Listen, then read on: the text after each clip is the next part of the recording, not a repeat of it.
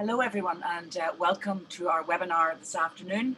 And I have Martin McBride with me, and I also have my colleague Shauna Sweeney, who's just fresh off her large conference yesterday, which I know a number of you attended. So if you didn't attend it, you can go back and listen to the recording. So today we're going to look at planning an export strategy. And as part of this, to get us focused, we're going to have a poll that Martin comprised in the middle of it, and we will look at the data that comes from that. Will focus our minds. And as usual, if you could put your questions into the Q&A, and at the end of the session, we'll have a little survey. So thank you very much, everyone. Thank you. Okay, Emer, will I pick up then? Yeah. Yes, please. All right. I suppose one of the things I should say at the start is sometimes the word strategy puts people off or makes it sound esoteric. What I want to talk about really is some broad learnings from export and establishing some clarity of thought about how to do it a little bit better and what does good exporting mean, because there's such vast and varied experiences of that from across the craft sector and in other sectors that I've worked in as well. So how do I know when I've been successful, and what does good look like? And I want to have a discussion based around a set of slides. So I'll share my screen here in order to set that agenda and give it some structure. But feel free to ask questions at any stage. And as I said, we'll have a little poll in a second. My experience in export, I suppose my entire career is based on experience of export. But in craft and design, starting off in textiles a long time ago, but also looking at some other sectors outside of craft and design, but with a craft component in craft drinks and artisan foods and seafood and aquaculture and other sectors that particularly have a rural economy theme. And that's all, I suppose, introduced a wide range of learning that I want to maybe draw on today. So this discussion is partly about experience, partly about best practice, a little bit of research about what goes on in Irish companies around export and their learnings and their experiences. But what characterizes export? And there's one word I would say that does, a little bit of frustration, because the research in Ireland on companies that export is there's always a wee bit of a feeling of wanting a bit more than they've achieved, not doing as well as people would like. It's okay, but want more. And that, of course, is partly because of resource constraints and the fact that we're all quite tight on time, and devoting enough time to export is a challenge. But let's look at a couple of words that characterize the whole process from my point of view. That frustration is probably coming out of the underperformance thing. There can be false starts. I have time now, I'll give it a go. Then next year I'm very busy because Ireland or markets close to home draw me in, and I'm busy and there are things going on with some of my more local customers. And I then take my foot off the gas. So exporting becomes sporadic, like surgical strikes here and there. I go at a campaign and it's not sustained. So sustainable is not achieved. And maybe someone comes and visits me or approaches me through the website and sounds fantastic, and we get into white knight syndrome, which is, oh, this person will draw me into an export market and they're promising lots, and maybe it doesn't deliver. So it can have all of those characteristics. And sometimes the thing that it lacks the most is a little bit of planning, a little bit of clarity of thought around what do I want out of this? So that's why I want to look at the poll now, maybe if we can, which is to look at that issue of what are the challenges that we will encounter in doing this, and take a couple of options here so we can get a sense of what obstacles are people encountering in building export markets, just as a matter of interest. So that's now live. I presume people can tick away there. Shauna, can they? Yeah, so we're actually getting the votes in at the moment. Grand job. Not too bad. We'll give them a couple of minutes and then we'll share, because we'll be curious just to see what the experiences are. And then I guess when we identify what those experiences are and those challenges are, well, let's look at how we overcome them. And I'm going to compare them with some of the research that I've been involved in with Irish SMEs and IBEC and CBI in the north, looking at companies on this island and their export experience and the challenges that they've had, just as a comparison. Fair enough. Are we nearly there? I'm going to give it one more minute just because I can see about 70% have voted. Okay, that's grand. One point I'm going to make while you're still voting as well is in terms of the things that I'm involved in exporting, not always as a consultant, sometimes as a shareholder in a couple of companies, but also on the board of a few. We've just won in one particular company an award over the last few days for the fastest growing exporting company in Scotland, because I'm involved in a few things in Scotland as well, in craft and design and in other sectors. But we've achieved that from 2017, no exporting in that company at all, and began exporting in 2018 and have won that award for performance between 2019 and 2020 as the fastest growing exporting company in Scotland. Now it's a medium-sized, now becoming a large company, but substantially because of that export performance. But we've done it in one market. We haven't done it by conquering the world. We've done it by focusing our minds on one place and deciding to really commit to that. And that means I think exporting can be very accessible for everybody, because it doesn't mean I want to become a global company. It just means I want to become an export company, and maybe in one place if I do it successfully. So those results are on the screen. I can see them. Hopefully everybody can as well. The things that are coming out, most strongly, the one that's absolutely the most strong there is I just don't know what export opportunities to pursue. Yeah, the world's a big place, and where do you start? How do you begin? What opportunities are right? And that there's a good side and a bad side to that answer, which is caution, which is don't rush at everything. But the lack of knowledge and the lack of information leads to hesitation and leads to maybe inaction sometimes, because we're not sure where to start. Interestingly, if I come back to the company that I mentioned a second ago, that's just won that award as the fastest growing company, exporting company in Scotland. Our first commitment in 2017, in November of that year, early November, when we began to look at export, and we weren't exporters at all, was a commitment we made to ourselves as a small group to have decided by Christmas. Our commitment to each other was by Christmas, we want to have decided what market we should launch into first, or not launch into, what market we should approach first. That was our first commitment, not to start exporting, not to launch anywhere, but to take 4 or 5 weeks to look at that question of where should we start. Because we had that feeling as well in our early meetings, kicking around ideas about export. Everybody had different views on where, which is right. Why is Jamie wrong and am I right? Mark maybe right instead of me. All of those collective ideas were put on the table, and we realized we don't know where to start either. But the first commitment we have to reach by Christmas is clarity of thinking about where to begin. Then there's a whole raft of other questions, which is, how do we approach it? How do we get to learn about it? How do we approach the market in terms of the channel into the right customers? All of those questions are valid too, but they follow on that first question is, where? God damn it, where do we begin? The second other points that come through here, market information and being able to access that information.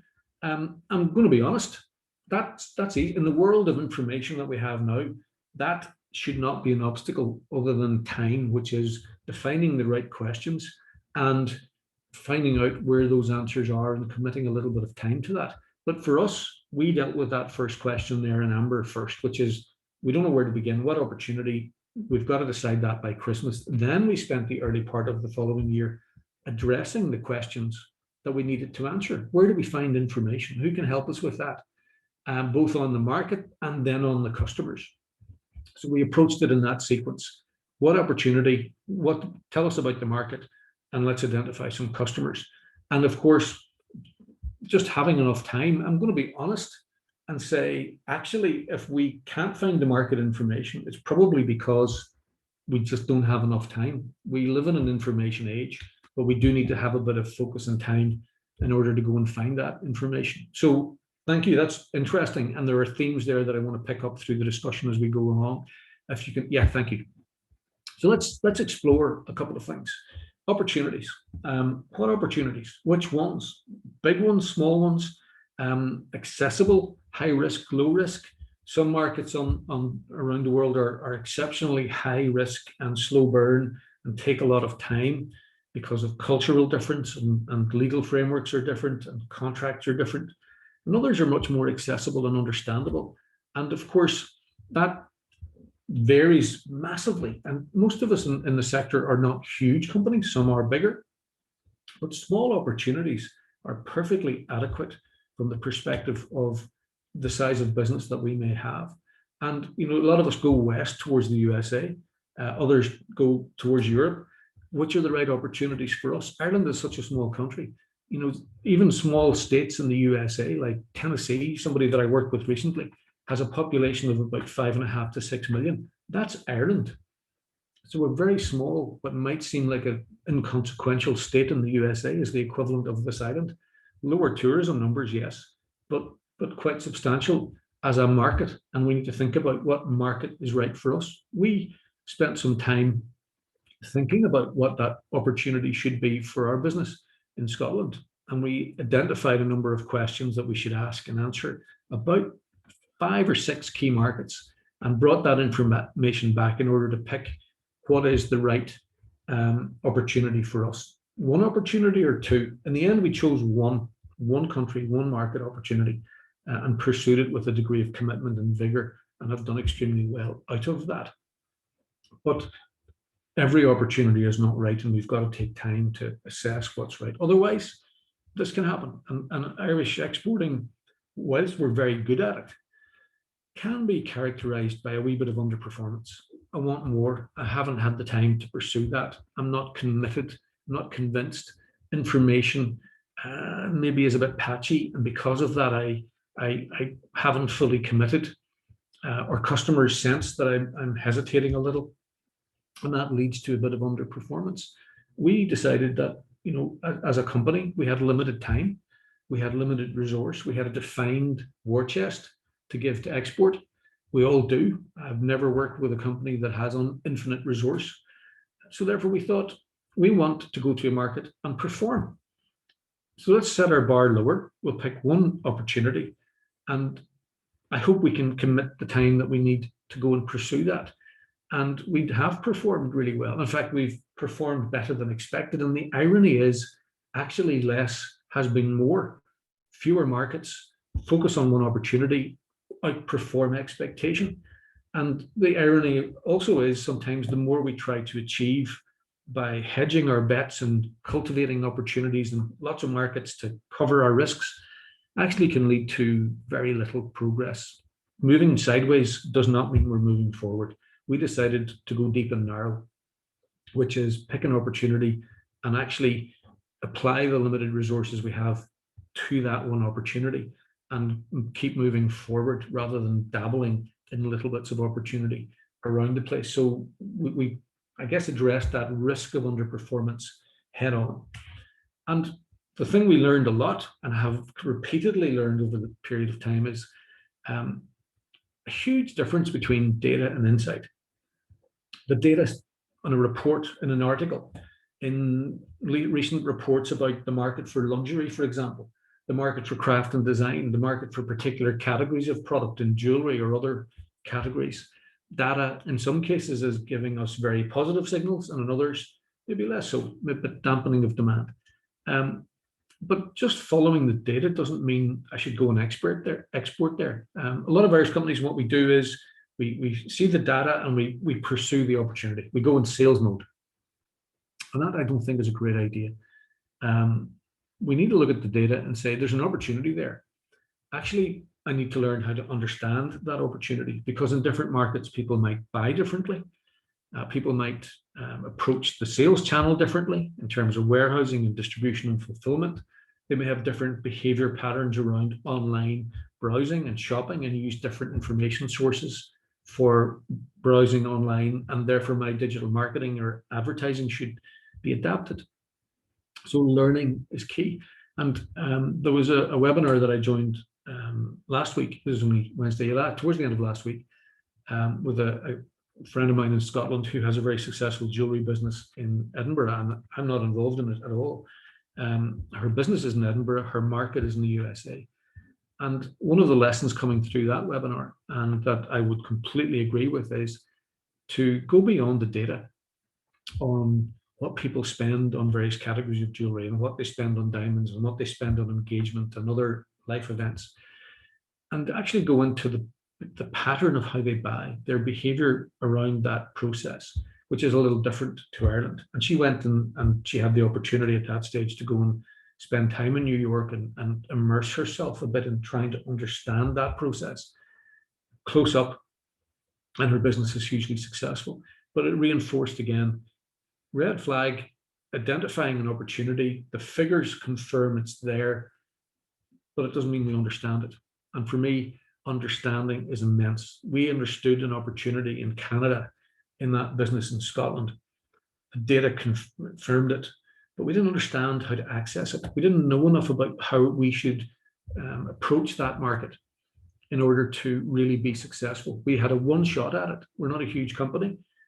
We're a lot bigger now after that big leap in export growth, but we needed to have that insight in order to understand. And what happens if we don't? I find that actually, if we don't have market knowledge, if we don't have that information, we hesitate. And where does hesitation cost us money? My experience of that is that it costs us money when we're speaking to distributors or importers or retailers, because we appear indecisive. The lack of information means perhaps we don't want to commit. We hang back. We like the reassurance of knowing that if we do this, there's a return in it for us, which of course, that's not going to happen because there are no guarantees in life. But the most damaging situation where I've seen hesitation lead to negative outcomes is where a distributor, an importer that we're talking to about representing us or fulfilling certain stock requirements in the USA, for example, senses that hesitation and thinks, why should I actually want to commit to you if you're hesitating here? Our hesitation was over lack of information.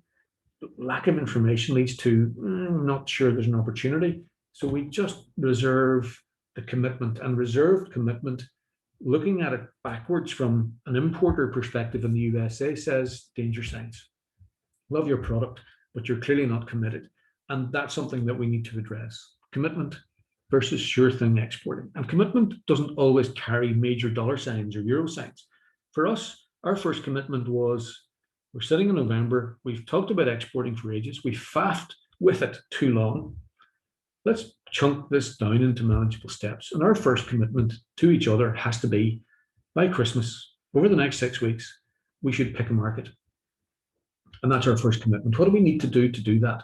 What information would reassure us in picking that market that we're making the right choice? Let's make a list of that information and go find it, bring it back to this table so that by the time we go home for Christmas, we feel assured in being able to make that decision. So we're not hesitating and prevaricating and going around in circles and talking about this, but never actually punching through the barrier of doing it. So what do we need to know? And let's make that first little commitment.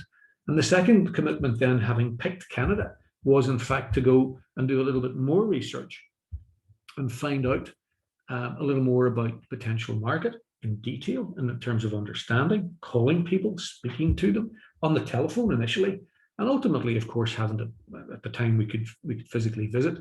And we felt, well, let's do that. We don't want to be flying to lots of places because we can't afford it, but we can afford to fly to Canada. So let's do that thing. But we reassured ourselves at that point that there was an indication of an opportunity, and we rang a number of people that we felt we could approach and talk to them.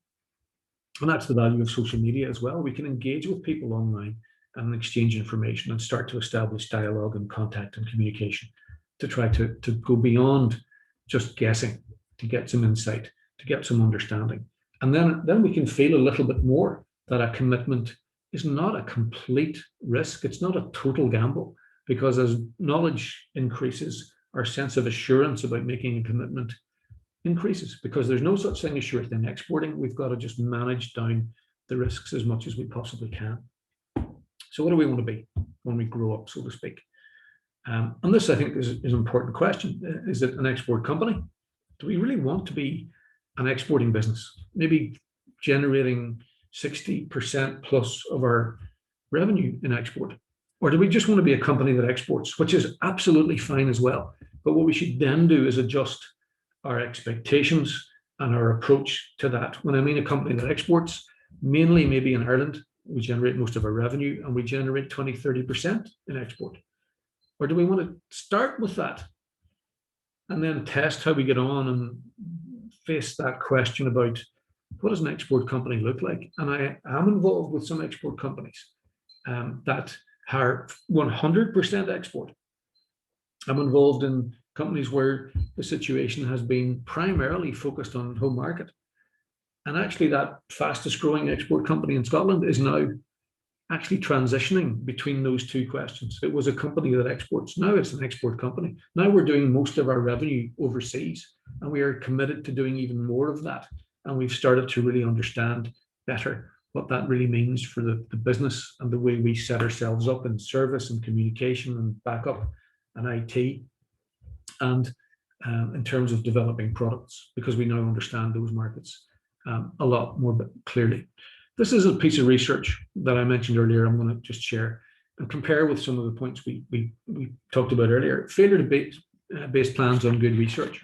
And that actually comes back to, in fact, if you combine the first two, it comes back to the things that were reported back by yourselves on that poll just now.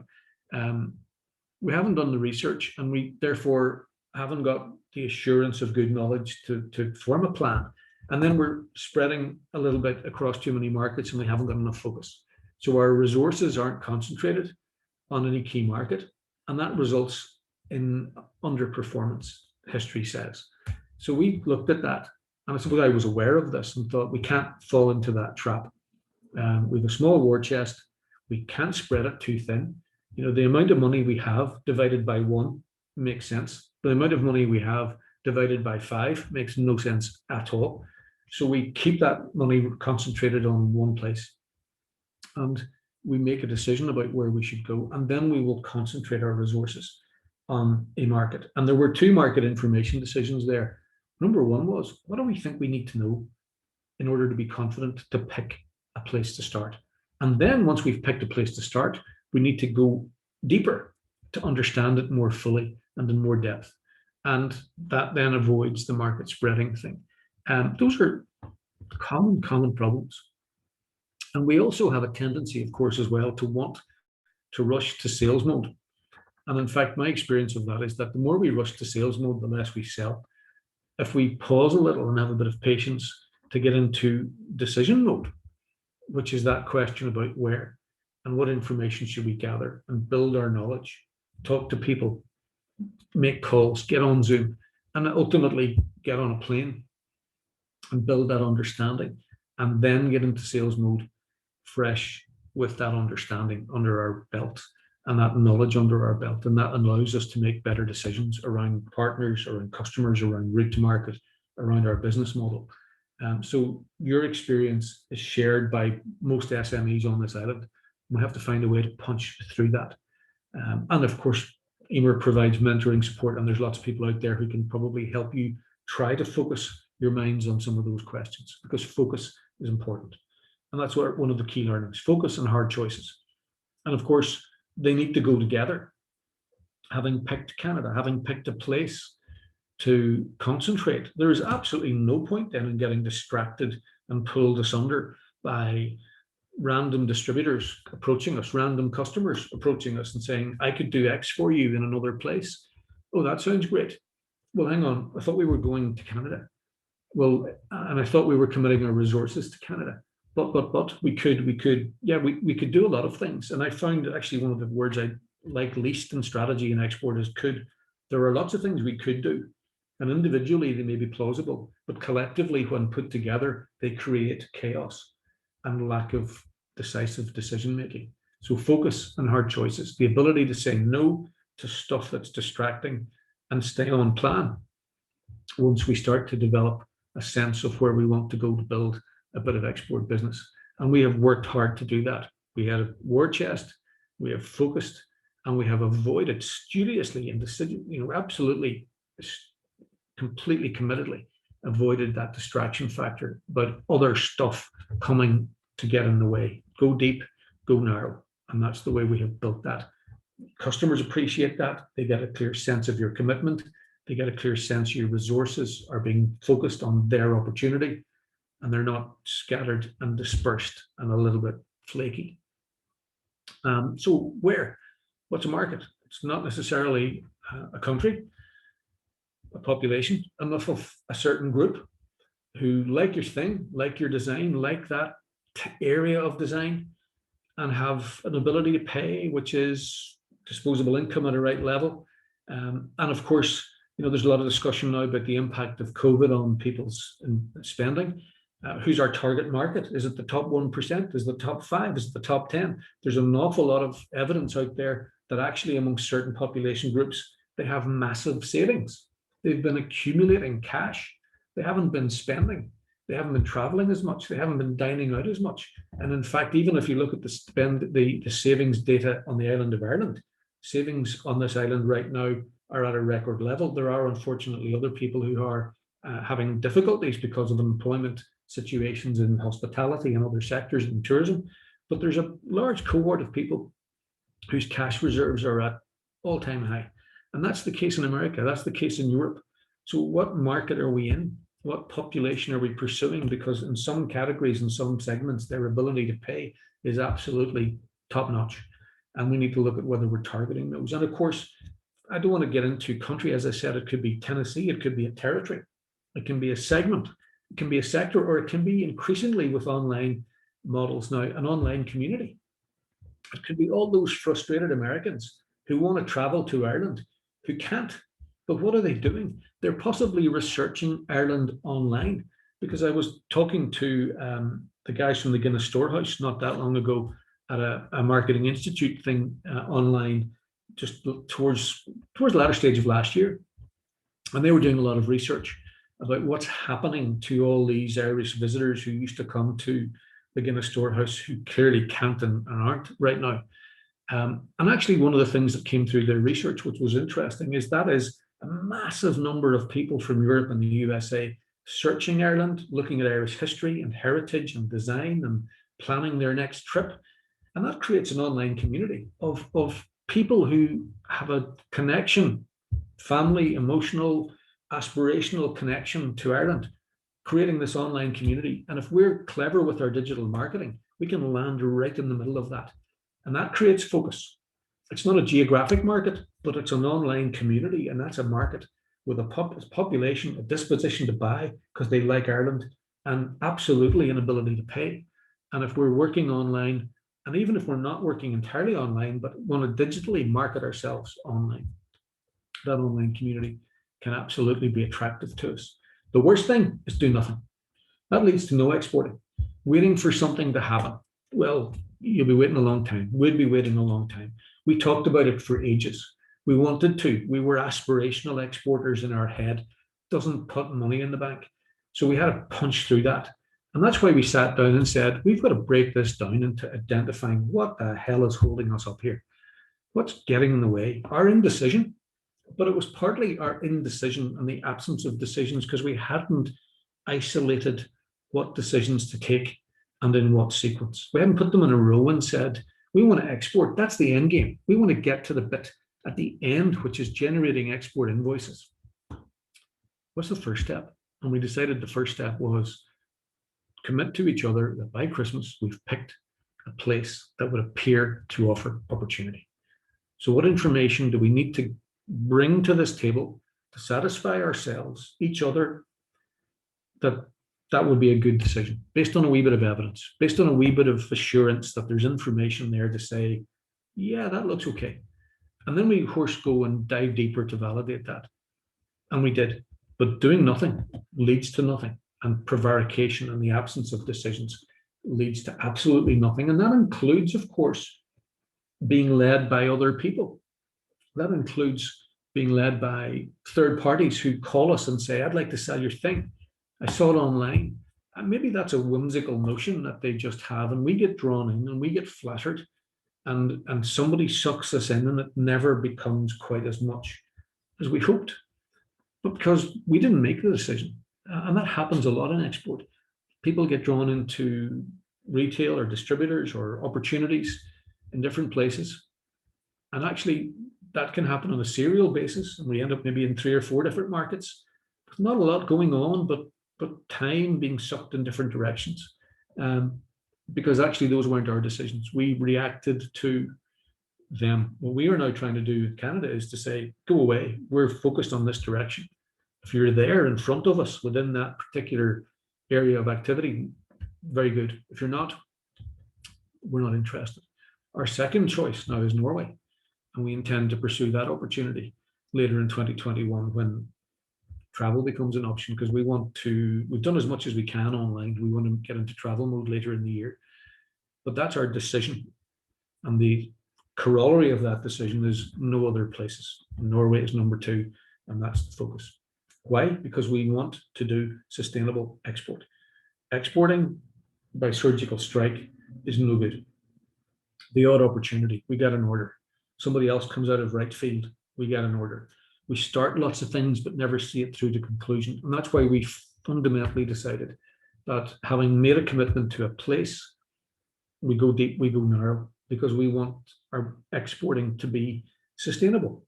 As in, every time we take a step forward, we're not taking a step back somewhere else. It's not a zero-sum game, it's about growth, and that's critical. So surgical strikes, nah, not good, because that often arises because of first flight exporting, which is, we like the first experience. We do the trade mission, we go with a group to Philadelphia or New York or Berlin, and it's all very nice. And it's all very pleasant and easy conversations and meeting and greeting and maybe the odd reception. And then nothing happens. Why? Because the hard bit's the next part, where I go back on my own and I do the second stage and I do the research and I identify the customers and I really understand and ask a lot of questions about the route to market. And that's the grunt work piece, because it's not glamorous. Exporting isn't about glamour. It's about actually getting beyond that first flight and doing the hard work and avoiding a tendency to do that first flight repeatedly. And that can be a challenge. And I have to say, there's a company that I am on the board of and have been for some time.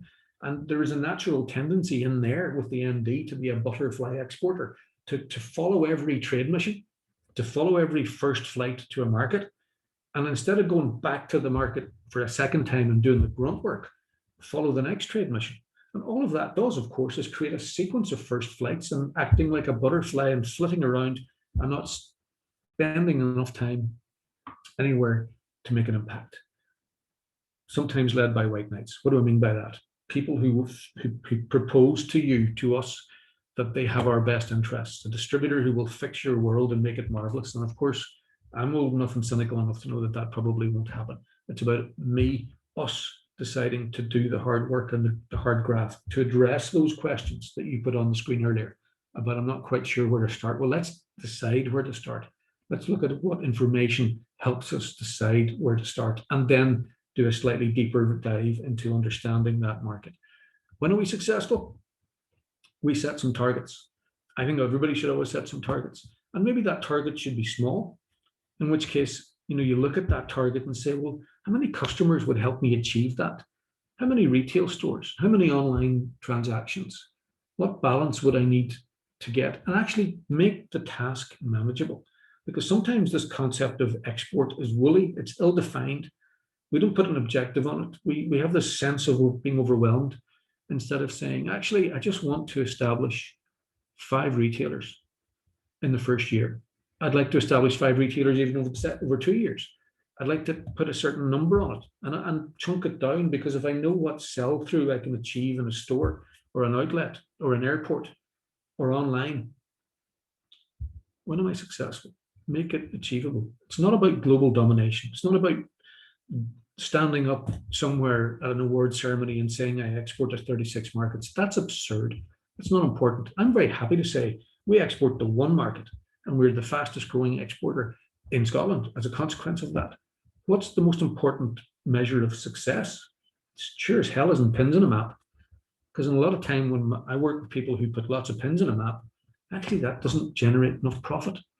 So it's about deciding what is important to you, what turnover number, what number of stores, what level of revenue, so that you've set some sort of objective. And I also think that takes a wee bit of the pressure off, because sometimes it's about then realizing, actually, that's not that much. That's doable. Let me focus on really trying to achieve that objective that is within my grasp, within my capability, and within my compass. So what's that objective? How many territories, states, regions of the USA, small countries in Europe, places to begin, or online communities where that I can actually start to make some progress. It may not be that many at all to begin with. So, that can reassure us, because it's critical that we pick those opportunities that are within our compass, that are within our time abilities, within our cash flow and our working capital frame as well. Small opportunities to start so that capability meets opportunity. It's not about global domination. It's not about pins in a map. It's about deciding what works for me in terms of an acceptable level of turnover and margin. So that doesn't risk my business, but it creates some reward. So why do it? It is really important that we look at export. It's really important for our economy. It's really important for the resilience of our business. It's really important that we balance markets so that we're not exposed to exceptional risk, and that maybe the cycles of risk between home and export balance out a little. It also builds the perception of your brand and of your business at home, the absurdity of it. People think more of you because you do business in export markets. Well, if they buy off you, even though I spelled the word brand incorrectly, I just realized, if people buy from you in export markets, maybe people at home think a little more of you as a consequence. That slight irony has never been lost on me, but it's a real thing. And it can boost your margins in several ways. Sometimes people in export markets will value things more and pay more. Sometimes retailers in export markets will pay more. And clearly, obviously, just it boosts your volume and boosts your bottom line as a consequence. So to wrap up, I think it's really important. It's vital to do it. It helps us learn. It improves our businesses. It improves our standards. It also improves the resilience and reduces the risk in our businesses. But sporadic isn't great. It tends to be a bit random. It doesn't tend to result in sustained exports. So try to focus on what you would like to achieve. And a simple set of thoughts. Our starting point, as I keep saying, was, what market do we start in? Commitment to each other, decision on that by Christmas. 6 weeks. Didn't take it long. And we gathered enough information to give ourselves the confidence that was right. And we've never regretted that. But it does involve a degree of focus. And then the ability to not get deflected by other opportunities that simply pull us away from our purpose. So it's important. And also, I guess, be careful what you wish for. Matching capability and opportunity. We don't want exporting to be an overwhelming experience. We want it to enrich our businesses, make them better and more resilient, and not result in excessive stress, because it should be a bit of crack and should be a bit of fun. And I've always found it to be so. So questions, if there are any, there might be a couple, and I'll drop this down, I suppose, even though that's a nice view, but we'll drop down and see if there are any questions coming out. Yeah, can you see them there? Me? Martin, yeah, no, I mean, I'm going to read them to you, but right, coming in. I wanted to kick off with something you were saying, that it shouldn't be stressful. Yeah. Could you give me 3 pointers, kind of where you can decide, should I go for this, or is it going to be stressful, or is it futile exercise? That kind of thing. Yeah. I think what introduces stress, well, I would say number one is the amount of time that you're going to have to spend on a particular opportunity is one thing. Hello, have I got you or lost you? No, I'm here. It's okay. Something's just happened with my screen for some reason. There you are. You're back. It's perfect. How big is the opportunity in proportion to your turnover? Is it disproportionately large? Just because a retailer has a big shiny name above their door, or a wholesaler is demanding certain things, is that right? Because if it's going to put pressure on your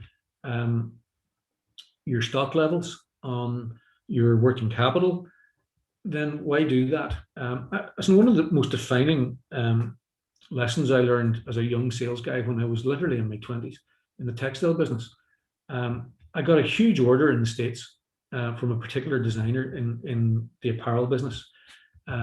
And it was enormous. It was phenomenal. I thought it was a great fella. And I brought this order back, And of course, my boss equally chased shiny things, and that's maybe where I learned that, unfortunately, at a young age.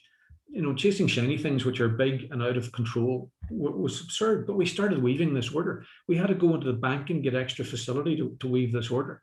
We built it and built it up. And actually, we normally had a business model that involved small orders, and we shipped 3 or 4 orders each Thursday and from dispatch. This order took us a month and a half to weave. And of course, what are you doing then? You're displacing your other customers. You're building this big thing. And as was the case in textiles at that stage, we sent a sample for a color match across. And I was in the office on Saturday one day, just checking, doing a bit of work, catching up with some stuff for a busy week next week. And we got a message back, which I got in the office on my own that day, to say, sorry, the whole batch is rejected. It doesn't match. And I went, Jesus, what are we going to do? And stress. And I spent the weekend ringing the boss, ringing a few people. We got together on Sunday, and we didn't matter what way you cooked the numbers. We were bust. And I came in on Monday morning at 5 a.m., literally first thing in the morning, to prepare for a tough day. And there was another message saying, sorry, I was using the wrong sample. Everything's fine. Send it all in. And I can still remember the relief of that morning. That was stress. So picking the wrong customers and orders that are out of your compass is just absurd. But we get sucked into these opportunities because they're shiny and big and attractive, and sometimes they're just business wrecking or business risking, that's for sure. Where you want to go to, which countries, which markets, which regions. I think there's a friend of mine who is in Scotland, and he says, see this export thing, McBride? I love going to Norway. I'm just going to export there, and I don't care what anybody else says. I do it simply because I like being in that country, and I'm doing that. I said, I don't care what your reason is, Mark, and Mark's his name. And he said, that's good for me. But the next thing is, don't start bouncing around the walls. The fact that you've committed, you've made a decision, and you've got a very clear reason for doing it, that's good for me too. So he likes that location. And if I then also look at the counterbalancing of that experience of working in the Far East, there are markets in the Far East which are quite stressful in terms of the time they take to cultivate and the risk that they expose our businesses to. Risk of counterfeiting, contract risk because the legal frameworks are so challenging, the risks involved in simply not understanding the culture of decision making. But because they're fashionable markets, sometimes we get drawn into them. And we are, I'm involved, I'm going to Donegal this evening, as I said to you earlier, because of a meeting with people there tomorrow. And one of the things we decided very, very carefully about getting involved in the Far East was the personal wear and tear that would place on the guy who does all the front end work in China. And we sat down a long time and said, are you up for this? Because we're absolutely quite clear about the personal attrition. Now, he doesn't travel much at the moment, but the personal attrition of travel and being working with unfamiliar cultures and the pace of decision making and just that difference. So there's physical difference and there's physical distance and psychological distance, which is just the time that all of that takes. And Japan and China are very different culturally to here. So, those are stressors. Cultural proximity, geographic proximity, size of opportunity, not exposing ourselves to risk. Those are all things that make exporting, number one, less stressful, and number two, I hope, more crack. More crack. That's good. So, what two things I'm taking away for our audience, and I'd like the audience to kind of agree or not agree, and just give you some questions there, is the opportunity versus turnover piece. Yeah. And retaining your credibility with other customers. Completely. There's no point in having guys coming in the front of the bus and people exiting the back. Yeah. It's zero-sum gain is pointless. Now, of course, I'm going to qualify that. I have worked with people in export who have said, actually, zero-sum gain is what I want. I want to lose some of my Irish customers because they're rubbish and the margins are really crap and they don't pay me. Good, let's do that. So let's define that volume of customers and that turnover and go and replace it with better quality business. That's a very legitimate objective too, I have to say. But that's a conscious decision. And this one of the most important slides I put up earlier was absence of decisions, doing stuff for random reasons, consciously deciding to drop some of your Irish customers and bring in export. Okay, that's part of the plan. That's good.